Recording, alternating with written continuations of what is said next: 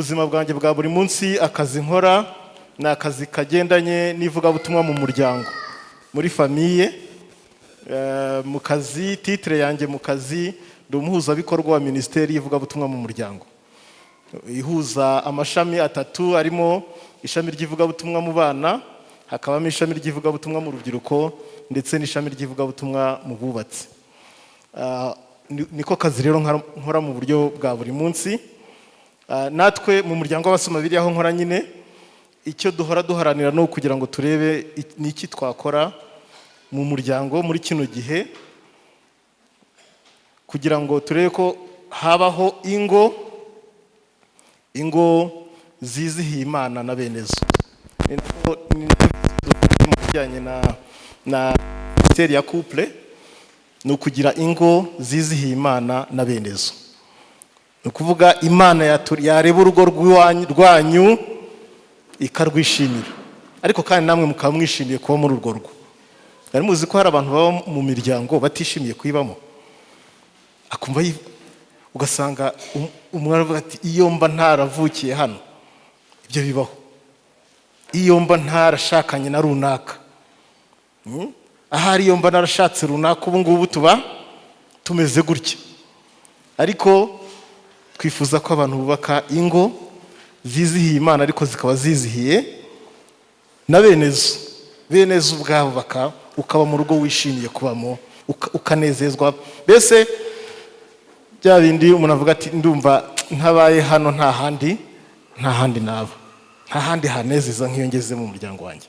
Ni umwanya mwiza rero tuba dufiteho kugira ngo dutekereze uko twarushaho gutunganya imibanire yacu, uko twarushaho kunezeza Imana, hanyuma ubundi natwe tukanezerwa mu miryango yacu.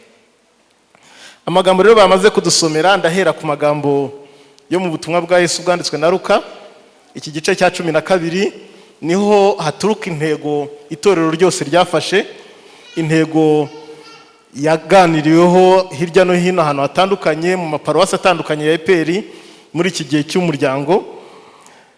Umurongo wa 35 wa cya gice cya 12 twasomye, niyo ntego ivuga ngo muhore mukenyeye kandi amatabaza yanyu yake. Muhore mukenyeye kandi amatabaza yanyu yake. Muri Bibiliya ijambo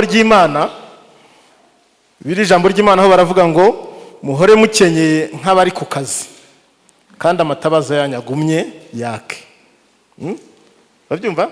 Muhore mukenyeye nk'abari ku kazi kandi amatabaza yanyu yake. Ni intego rero nziza kandi ikubiye, isa naho ihuza inyigisho Yesu yari arimo yigisha abantu muri kiriya gice cya 12 cy'ubutumwa bwiza bwanditswe na Luka. Inyigisho yari arimo bigisha ziganisha ku bwami bw'Imana, ziganisha ku bwami bw'Imana Imana ishaka kubaka hano ku isi ndetse no mu ijuru.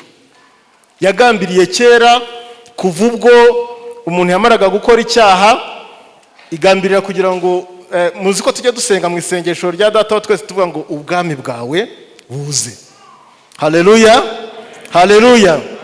Turavuga ngo ubwami bwawe buze. Imana ishaka kubaka ubwami bwayo hano, kubera ko ubwami bwayo aho yategetse, aho twayihaye umwanya ikayobora, ibintu byose bigenda neza, tuba mu mahoro. Atari uko turi mu isi irimo intambara, irimo ibibazo, ariko iyo Imana itegeka, ari yitegetse mu buzima bwacu, iyo ubwami bwayo ari bwo buyobora, ibintu byose bigenda neza. Ugira amahoro hagati mu ntambara, Dawidi niwe yigeze kuvuga ngo nzajya ndyama sinzire niziguye, kuko Uwiteka ari we umpa kuba amahoro. Kugeza ubwo ahigwa na Sawuli mu butayu amuhunga, ariko akaza kugeraho akaryama akisinzirira atikanga ikibi, kuko Uwiteka ari we umuha kuba amahoro. Rero Abisirayeli bo igihe bari bategereje Mesiya, bari bazi ko azaza ngo agakuraho ingoma y'Abaroma yari bamereye nabi. Babatwazaga igitugu, babagiriraga nabi, hanyuma rero bakavuga bati Yesu naze rwose yima ingoma ategeka kureho Abaroma. Ariko Yesu ntabwo ari cyo cyari kimuzanye, ahubwo yaraje kugira ngo atange amahoro yo mu mitima. ariyo mpamvu yabwiye abantu muri Matayo mu gice cya 6 arababwira ngo mubanze mushake ubwami bw'Imana no gukiranuka kwayo, nibwo ibindi byose muzabyongererwa. Ni ukuvuga muramutse mufite ubwami bw'Imana muri mwebwe no gukiranuka kwayo, ibintu byose bigenda neza. Ibindi byose bigenda neza. Muri iki gice cya 12 yigishamo ibintu bitandukanye.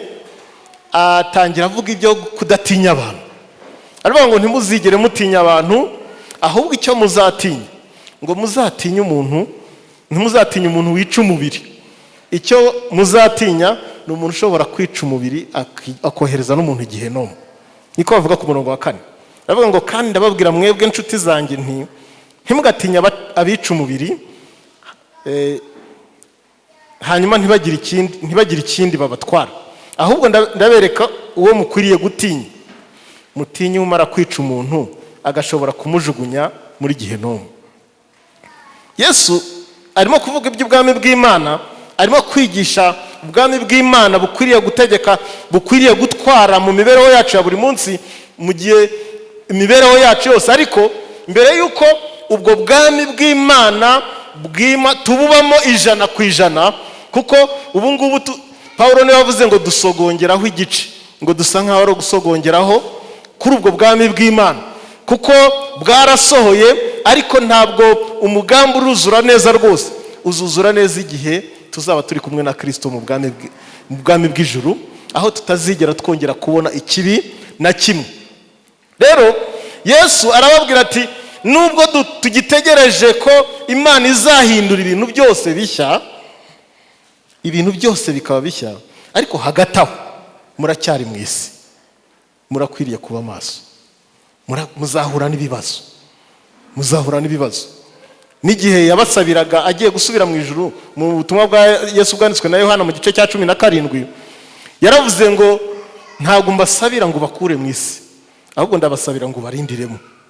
Ubarinde umubi, uyibarindiremo, bayibemo, bahangane n'ibirimo, ariko bahangane nabyo ari abantu b'Imana. Haleluya! Ari abantu b'Imana, ari abantu bagukunda, ari abantu bafite amahoro yo mu mitima, ari abantu babayeho ubuzima bunezeza Imana. Rero Yesu arabereka uko bakwiriye kuba maso, uko bakwiriye kwitwara hagati aho ngaho. Akababwira ati ikintu gikomeye cyane mukwiriye no gutinya kindi nanone ni ugukora icyaha kitababarirwa. Niko muri kino gice kindi, niyo ngingo yindi. Ikintu ntabwo nabivugaho byose ibintu yabigishije, ariko iby'ingenzi yari arimo kwigisha yahereyeho avuga biriya twasomye.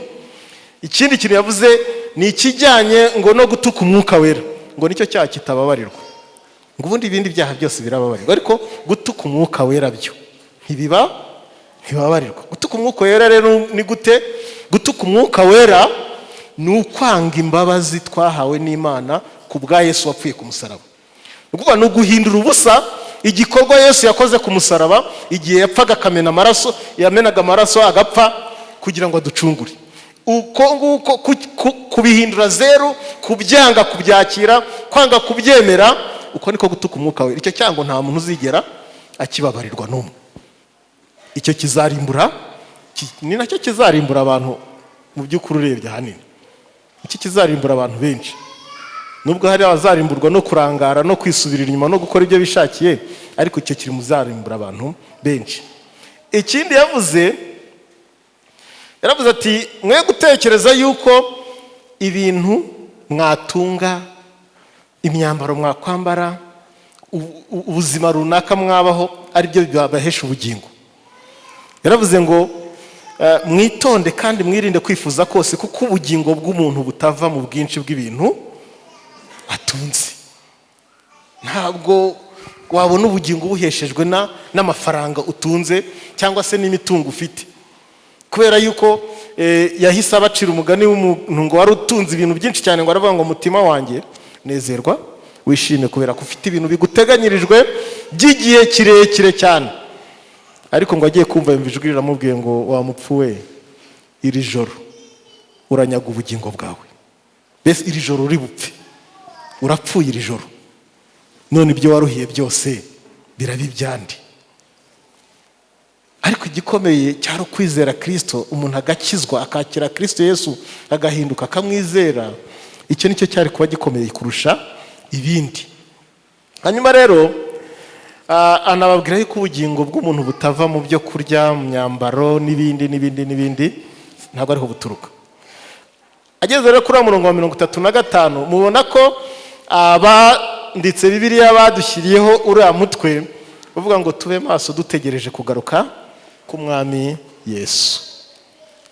Ukuvuga mbere yuko tuzabana na Kristo mu bwami bwe, hari ubuzima tuzabamo, hari ubuzima tugenderamo, hari buri munsi hari ubuzima tubayemo, kandi ubwo buzima tubayemo duhura n'ibiturushya, duhura n'ibidushuka, duhura n'ibitujyana hirya kure. Iyo turi hano mu rusengero, ubutumwa buravugwa, umuntu wese akava hano yumva pepe ntazongera gukora icyaha na kimwe. Ariko yagera hanze bikamera ngo nk'inkono bakuye ku ziko, igenda ihora buke buke kugeza ubwo inshishi zitinyuka zikayitondagira, zikajyamo, zikarya uko zishatse, zinjira zisohoka, zinjira zisohoka. Ariko ya nkono y'igishyushye nta rushishi rwayitinyuka. Niko n'umukristo utagira ibihe bihoraho, ibihe byo mu buryo bw'umwuka bihoraho muri we, agera aho agahora, yahora inshishi zose zikamutinyuka. Ugasanga n'ibyaha utakamukekeyeho, urabona yirirwa mu bintu, aho abantu bamureba bakibaza ngo ariko se koko na runaka. Yesu rero araduhamagarira kuba maso, ariko mu gihe aduhamagarira kuba maso, araduhamagarira kuba maso mu gihe dutegereje, mu gihe tugitegereje. Kandi niba hari ibintu bigora, mu bintu bigora harimo gutegereza. Mu bintu bigora harimo gutegereza. Sinzi niba abantu bari hano, hari aboroherwa no gutegereza, ugahana n'umuntu gahunda, ukagenda ukamarayo isaha umutegereje, mwahanye gahunda hari abantu batashobora gutegereza n'iminota 10. Iyo minota 10 iyo igeze, gahunda mwahanye niba atahageze, agahita agira ate, agahita ahindura ibitekerezo. Gutegereza biragorana. Nahoze mvuga iby'abagabo, ikintu mu bintu bibagora hari ugutegereza abagore iyo bagiye nko gusenga. Hari n'igihe bagera no mu rusengero barakaye kuko umwe yategereje undi umwanya munini kugira ngo bahagurukane bajyane. Ariko abagore nabo ngo akenshi, ngo sinavuga byose ibigora abantu, abagore ngo kimwe mu bintu bibagora gutegereza no gutegereza umugabo watinze gutaha, kandi hari ibiryo bumvaga bashaka ko bari busange. Akamutegereza uyu munsi, ejo akongera akamutegereza, n'ejo bundi akongera, yamara kurambirwa akajya yita ajya kwiryamira. Gutegereza hari igihe iyo bishyize kera bituma umuntu ahindura umugambi yari afite, agahindura umugambi yari afite. Mwibuke b'abakobwa, wa mugani w'abakobwa 10 twasomye, barategereje bategereza yuko umukwaza, bigeze aho bamwe babivamo barasinzira. Ariko ngo bombi basinzira bafite ibanga. Hari abari bafite ibanga, abandi ntibarimenya, niba batararimenye, ariko ni ukutaba amaso, biterwa no kutaba amaso. Hanyuma rero umukwaje nibwo bibutse yuko badafite amavuta mu mperezo zabo, nibwo babyibutse, batigeze babitekerezaho. Kandi uno murongo watubwiye ngo muhore mukenyeye nk'abari ku kazi. Muri biri jambo ry'Imana, muhore mukenyeye nk'abari ku kazi, kandi amatabaza yanyu yake. Ni ukuvuga ni umuntu aryama, ubundi nta muntu uryama ari ku rugamba ngo asinzire, ntawe usinzira ari ku rugamba, kuko umwanzi yakwinjirana mu mvugo y'iki gihe agahita akurangiza. umwanzi yakwinjirana akakurangiza. Ntabwo waryama ngo usinzire uri ku rugamba. Niko Yobu yabivuze ngo igihe turi hano mu isi dufashe igihe mu ntambara. Dufashe igihe mu ntambara. Yobu igice cya 7 umurongo wa 1. Tukiri hano mu isi dufashe ni intambara, ni urugamba turimo, kandi urugamba turimo ni urugamba rwo guharanira gukiranuka. Mu minsi ishize nari ndi muri kaminuza y'u Rwanda hariya mu ishami rya Rukara. Abanyeshuri babo bari bateguye igiterane, bari bafite intego iri muri Zaburi 119 umurongo wa 9 ivuga ngo umusore azeza inzira ye ati. Ariko Bibiliya igahita itanga igisubizo ngo azayijesha kuyitondera nk'uko ijambo ryawe ritegeka. Nk'uko ijambo ryawe ritegeka. Nari ndimo mbabwira yuko mu by'ukuri ubuzima turimo ni urugamba rwo guhora duharanira gushaka gukiranuka. Dukwiriye guhora duhanganye no gushaka gukiranuka n'ibitwanduza, guhangana n'ibitwanduza. Hari abantu bamwe rero, hari abantu bamwe ubona b'abanyesuku ushobora kujya kubona ukabona umwenda akantu gato cyane agahita akagira ate, agahita agakuraho. Hakaba n'undi haba hariho utuntu twinshi dutandukanye ariko yatureba akabona nta kintu dutwaye. Umwe abona akantu kamwe gato cyane kaguye ku mwenda akumva ikibazo cyavutse, ariko undi we yareba dutanu turiho ati apo ibi ngibi ntacyo bitwaye. Arimo mbabwira inkuru y'ukuntu nigeze kwicara ahantu numva umusore arimo kuganira n'undi, amubwira umusore ngo babana rero mu nzu y'icyumba na saro, ariko irimo amakaro ngo barakoropa rero. Noneho mugenzi we ngo akaza, imvura yaguye n'inkweto, yarangiza akanyura kuri ya makaro akinjira akagenda hehe no mu cyumba, ibirenge byose bigasigara hehe hahandi yanyuze. Noneho ntiyigere nasubira inyuma ngo arebe ko handuye, akumva ibintu n'ibisanzwe. Undi we yaza yabireba mbere yuko agira n'ikindi akora, akabanza akagira ate, akahakoropa kongera akahatunganya. Mugenzi we nta kintu, ibyo birenge byose byishushanyije ku makaro nta kintu bimubwiye. No mu Bukristo rero hari abantu bamwe babona ibintu bimwe bakabifata nkaho nta kintu bivuze, nkaho ntacyo bivuze, ndetse bakavuga ngo bano bantu runaka ngo akabya gukiranuka. Wakabya utera uri hano mu isi? Wabishobora? Wakabya gukiranuka ukabishobora koko? Waba marayika se? Waba marayika bigakunda? Ko ari uko gusa umuntu ahora arwana intambara akavuga ati nirinde ikinyanduza. Aricyo gituma Yesu atubwira ngo mube maso. Ikintu gikomeye cyane hano muri ubu butumwa mu by'ukuri ni ukuba maso. Noneho turimo kubitekereza nk'umuryango. Kare navuze mbaza ngo mu muryango ninde ukwiriye kuba maso? Ese ni umugabo? Ni umugore? Ninde? Ni abana? Ni bose. Navuze ntanga urugero rwa kera yuko kera bakiba mu nzu z'ibyatsi, umugabo nyine ngo yagombaga kuryama hafi yo ku rwuriro rw'urutara kugira ngo impyisi niziza abone uko asimbuka mbere ajya guhangana n'impyisi kugira ngo arinde umuryango we. Ariko hari ibyo umugabo ashobora kubera amaso, hari n'ibyo umugore ashobora kubera amaso. Hari ibyo abana bagomba kubera amaso, hari n'ibyo ababyeyi bagomba kubera amaso.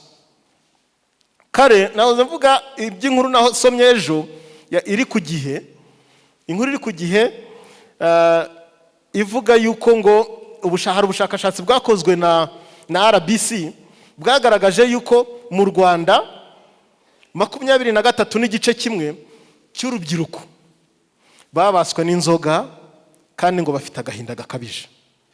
23% uramutse ubishyize mu mibare mitoya, ubwo ni ukuvuga abantu hafi 3 b'urubyiruko bari hano, hafi 3 mu 10 babaswe ngiye kuvuga ngo n'inzoga kandi turi mu rusengero.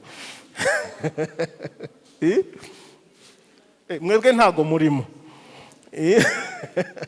Mwebwe ntago murimo. Babaswe n'inzoga, abo bandi babaswe n'inzoga kandi bafite agahinda gakabije. Bibiliya ikatubwira ngo tube maso, duhore dukenyeye, dutegereje kuza k'umwami. Ariko se ninde ukwiriye kuba maso aho ngaho? Aka gahinda gakabije mwari muzi ko gaturuka muri uku kwirirwa mu matelefone no muri social media, muri mbuga nkoranyambaga.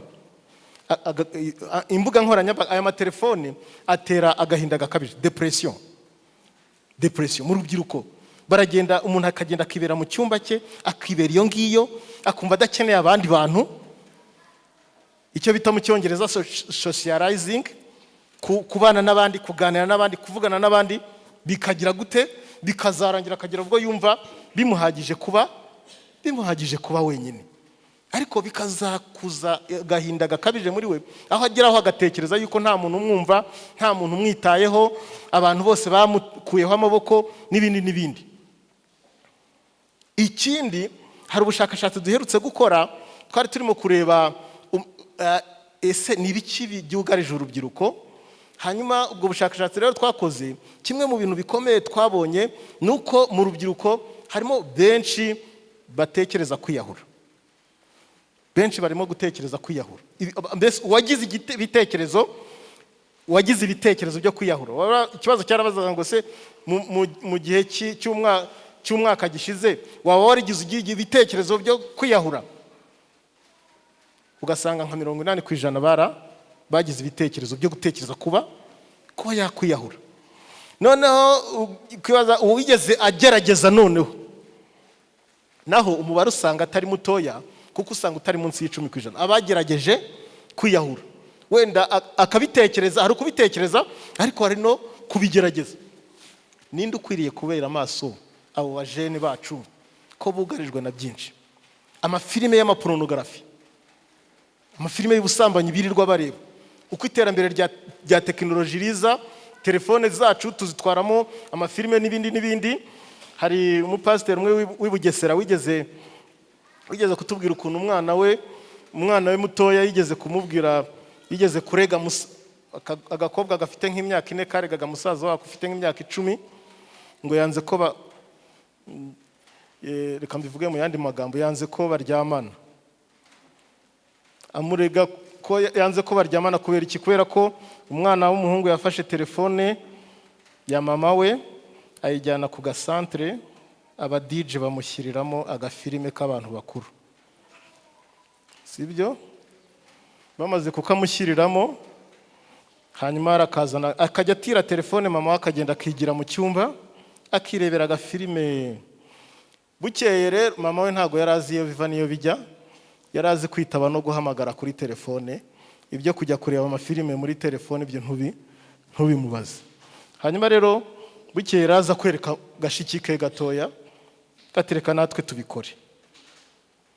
Umwana w'umuhungu cyakoze yanze, mushiki we ajya kumurega kuri se. Ajya kumurega kuri se, urumva umwana we arumva yamuhemukiye. Ninde ukwiriye kuba maso ahangaha? Ese twaba maso gute? Abana bacu barimo kugenda babatwa n'ibi byitwa social media. Ashobora kurara ijoro bikageza mu gitondo arimo gucatinga. Noneho bwacya mu gitondo yajya ku ishuri kwiga kamunanira kubera ko atigeze asinzira.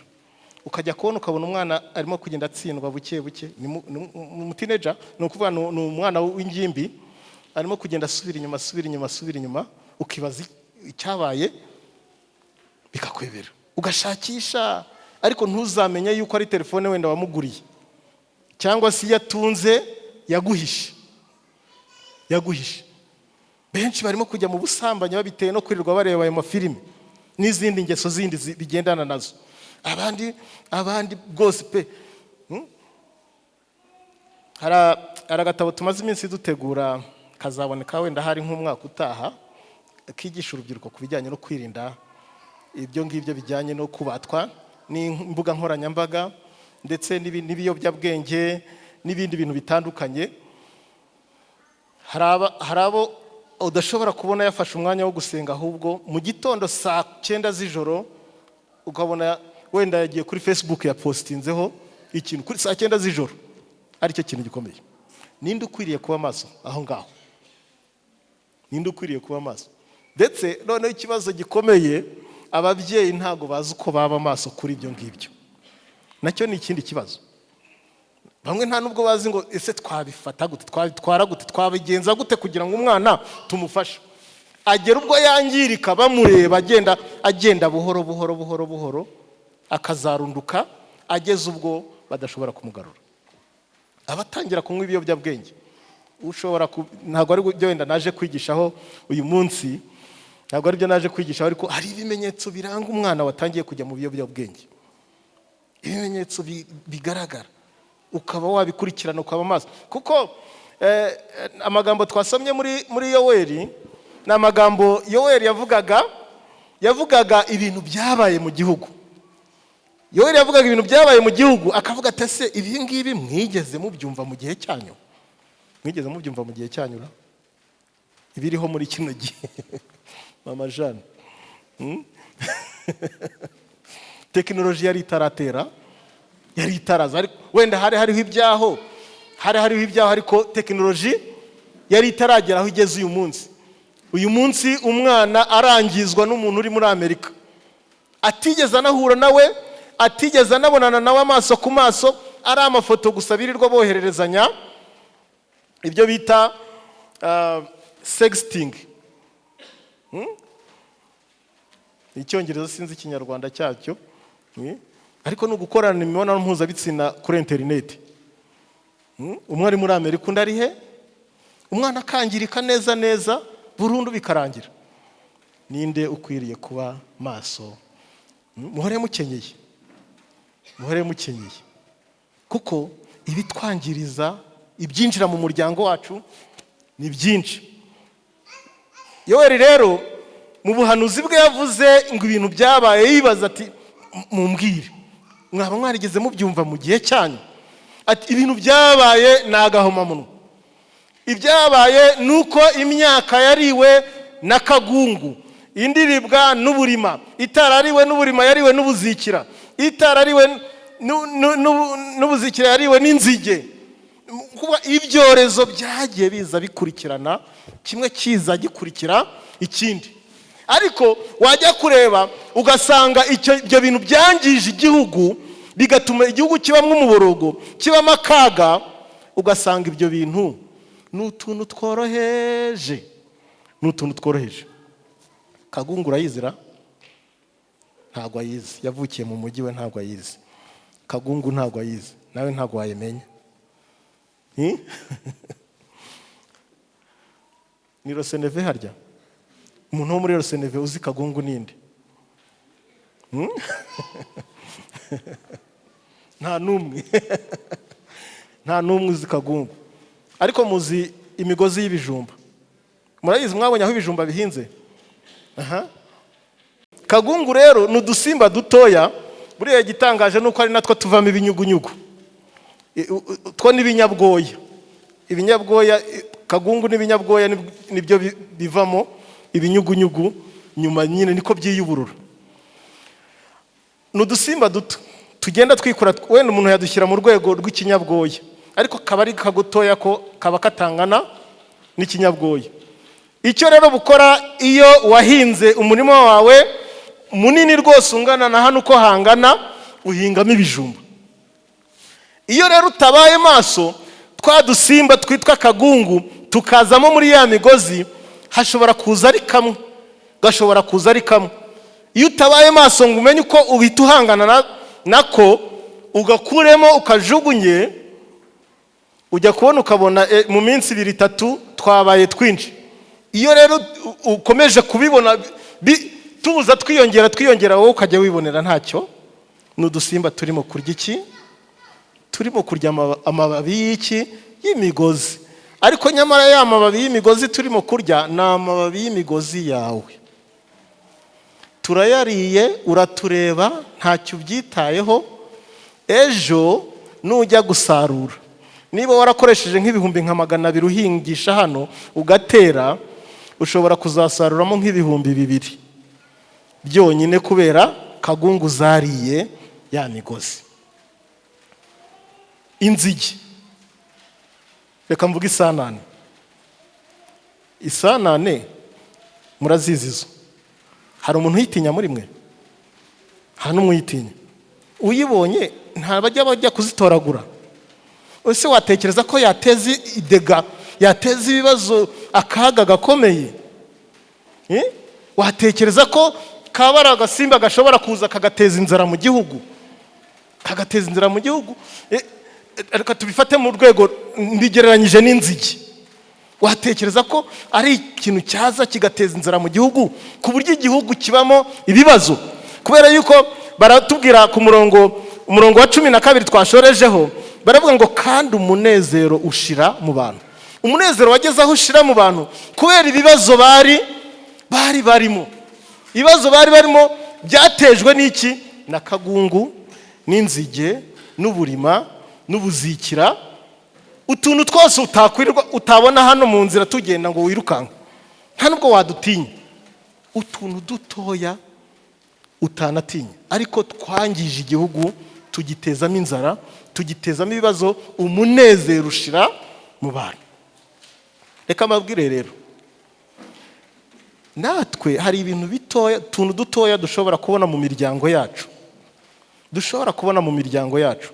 Utwo tuntu duto iyo tutabaye maso ngo duhangane natwo tugitangira, ngo uhangane n'utwo tuntu tugitangira,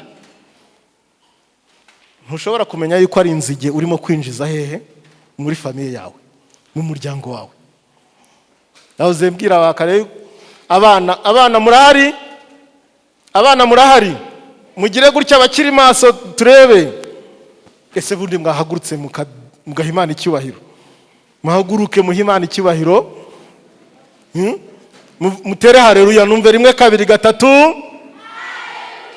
Aha, barahari, baracyari maso. None se mwabana, hari ikibazo tujya tubaza abana kivuga ngo ese umwana waba uri umugisha mu muryango wawe cyangwa uri ikibazo?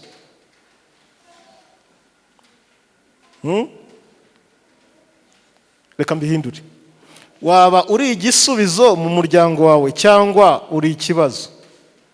Ni ikibazo tujya tubaza abana iyo turimo kuganira. Kimwe n'urubyiruko tujya tukunda kubaza icyo kibazo kugira ngo twicare tuganire n'abo bana. Uriya arashaka gusubiza. Urashaka gusubiza?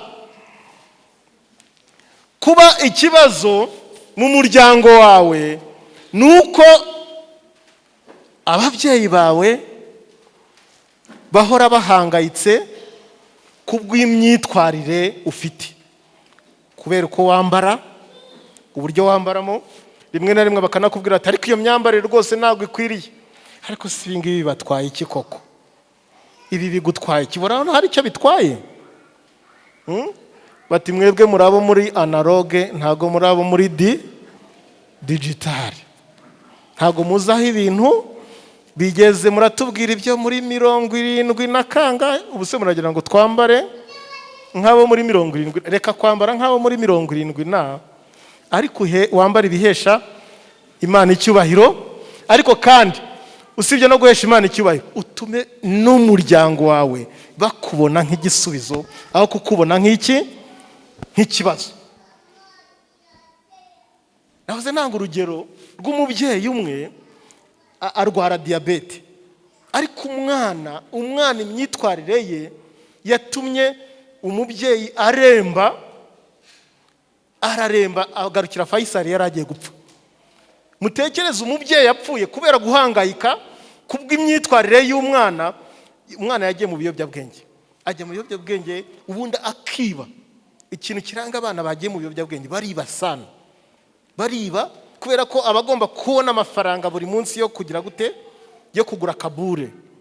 Abagomba kuyabona yo kugura kabure k'urumogi cyangwa se bya umwana we wundi navugaga uwo mubyeyi yarageze ku cyitwa mugo, ngo ni agafu bagura bagashyira mu rwara ngo bakihumuriza cyangwa se bakitera.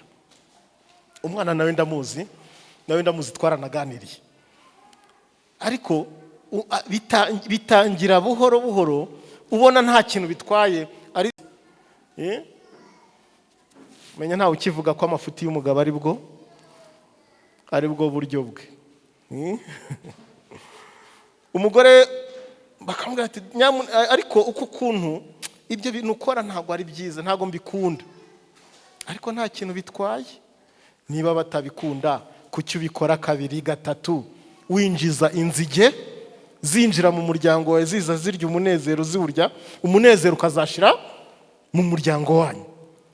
Bibiliya yatubwiye ngo tube maso. Yesu niko yavuze, tube maso ngo nk'abari ku kazi, noneho nk'abantu bari ku rugamba bahanganye n'ikintu cyose cyakwangiza, cyasatira umuryango wacu, kikawumaramo umunezero, kikawumaramo ibyishimo, kikawumaramo kubaha Imana. Umwana aravuka mu rugo agahinduka hagati y'umugabo n'umugore, bikaba ikibazo hagati y'umugabo n'umugore mu bijyanye n'uko barera wa mwana. Kandi umwana yarabaye igisubizo mu muryango, ariko bibaye nk'aho agiye guhinduka ikibazo. Umugabo n'umugore baririrwa bashwana. Kubera iki? Baririrwa babwirana amagambo mabi. Kubera iki? Kubera umwana. Dukwiriye kuba maso, tukabera amaso imiryango yacu. Twavuze ngo ntabwo ari umugabo wenyine, si umugore wenyine, ariko si n'abana nabo bakwiriye kuba maso. Buri wese akaba maso ku ruhande rwe, kugira ngo umuryango tugire umuryango koko utwizihiye kandi wizihiye Imana, unezeza Imana. Kuko Imana iradusezeranya isezerano. Nubwo ngo haje inzige na kagungu zikaza zikarya ibintu zikabimaraho, ariko Imana iradusezeranya isezerano. Isezerano iduha rero turisoma muri cya gitabo cya Yoweri mu gice cya 2 umurongo wa 25, aho ahavuga ngo nzabashumbusha imyaka inzige zariye, niyariwe n'uburima n'ubuzikira na kagungu, za ngabo zanjye zikomeye nabateje nzabashumbusha. Haleluya! Iryo ni isezerano Imana iduha. Icyo dusabwa gusa ni ukuba maso, ubundi tugasubiza ibintu mu buryo, tukabigarura mu buryo. Tutarambirwa gutegereza, twategereza igihe cyaba kirekire ugasanga ducitse intege. Ngo hahirwa umugaragu shebuja azaza agasanga agikora ibyo yamutegetse. Ntamere nka wa mugaragu ngo wabonye shebuja atinze, yabona atinze agatangira gufata abagaragu agakubita, akabagirira nabi, akabima ibiryo. Hanyuma Yesu asoza aho ngaho avuga ngo ya nkuru ayisoza avuga ngo ariko ngo kandi uwo mugaragu wari uzi ibyo shebuja ashaka ntiyitegure ngo akore ibyo ashaka, azakubitwa inkoni nyinshi. Ariko wari utabizi agakora ibikwiriye kumuhanisha, azakubitwa nkeya. Uwahawe byinshi wese azabazwa byinshi, n'uweguriwe byinshi niwe bazarushaho kwaka byinshi. Imiryango yacu ni ubutunzi bukomeye Imana yaduhaye. Umuryango Imana yagushyizemo nk'umwana ni ubutunzi bukomeye Imana yaguhaye kurinda. Ni ukuvuga Imana izatubaza uko twakoze mu miryango yacu, uko twitwaye. Birashoboka ko ari njye wateza ibibazo umuryango wanjye, ugasanga wenda ni njye wabaye ikibazo. Ariko dukwiriye kuba maso, ukareba ngo ese ibyo ndimo gukora, uko ndimo kwitwara, ese birimo kuba igisubizo cyangwa birimo kuba ikibazo. Hanyuma warangiza ugaheraho ukibuka isezerano Imana igusezeranya yuko nubwo byaba bimeze gutyo, nubwo waba waritwaye nabi gute, nubwo warababaje mugenzi wawe gute, nubwo hari ibyo yakomeje kujya kubwira akagero, nubwo aceceka kubera yuko abona ibyo akubwira ntubyumva, ntushaka no kubyitaho, ntushaka no guhinduka. Ariko Imana iragusezeranya ko icyo gihe cyose cyashize bitagenze neza, Imana iragusezeranya ngo izagushumbusha n'iby'icyo gihe cyose bitagenze neza. Izagarura ibintu mu buryo, izabitunganya. Icyo gusaba gusa ni ukuba maso, ugahora ucungana na twa tuntu duto duto wita ko ari duto ariko tukaza tukangiza. Ubona ko ari inzige, ubona ko ari kagungu, ukabona nta kintu dutwaye, ugatambuka ukigendera, ariko turi mu kugenda twangiza. Reka tugane ku mwanya wo gusenga Imana. Tugane ku mwanya wo gusenga Imana, twinginga Imana kugira ngo Imana itugirire neza. Imana idusure mu miryango yacu. Imana ireba abana batoya, barebe uko babaye mu muryango wabo, barebe uko bitwara, barebe uko bumvira nuko niba basuzugura, niba bitwara nabi, bamenye yuko ibyo ngibyo bituma umuryango wabo uba mu kaga. Irebe urubyiruko, abagabo n'abagore, twebwe twese twirebeho, turebe aho dufite intege nkeya, dusaba Imana ngo Mana nsohoreza amasezerano, nsohoreza amasezerano yo kunshumbusha ibya bindi byose byangiritse.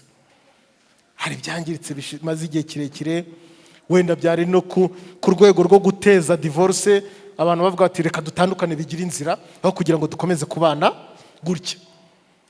Aho umunezero wanyu washize, mubana mutabanye, Imana ibashumbushe. Haleluya. Imana ibashumbushe, ni isezerano ryayo. Reka dusenge. Mana Data wa twese, uri Imana nziza, uratuzi twebwe twese abateraniye hano, uzi ibyatwangije, uzi ibyo twagendeyemo bitandukanye, uzi imiryango yacu uko ihagaze, uratuzi. Icyampa ukatugirira neza, ukadusura, ugasura imitima yacu, ukatuganiriza, ukavugana natwe, maze ukatwereka aho dukwiriye gukosora, uko dukwiriye kwitwara, uko dukwiriye kuguhesha icyubahiro, uko dukwiriye kukunezeza, uko twaba maso tugahora dukenyeye kandi amatabaza yacu akaka, kugira ngo umukwe atazadutungura, kandi akadutungura bitewe n'imyitwarire yacu, bitewe n'ibyo tubamo mu buzima bwa buri munsi. Mana agirira neza umuntu wese uri hano, kandi umukoreho akumve, udushumbushe. Shumbusha buri wese ugushaka, ugusanze wese uramwakira kandi ukamwakira, ukumva kwifuza kwe ugasubiza. Shumbusha buri wese rero ushobora kuba yaragenze mu buryo budakwiriye, umunezero ukaba wari waranyazwe n'inzige na kagungu, maze umushumbushe. Urakoze Mana kuko mva gusenga kwacu, kandi ko ugambiriye kutugira neza no kuduha imbaraga zo kunesha ibyaturwanyaga. Dusenze mu izina rya Yesu Kristo, amen.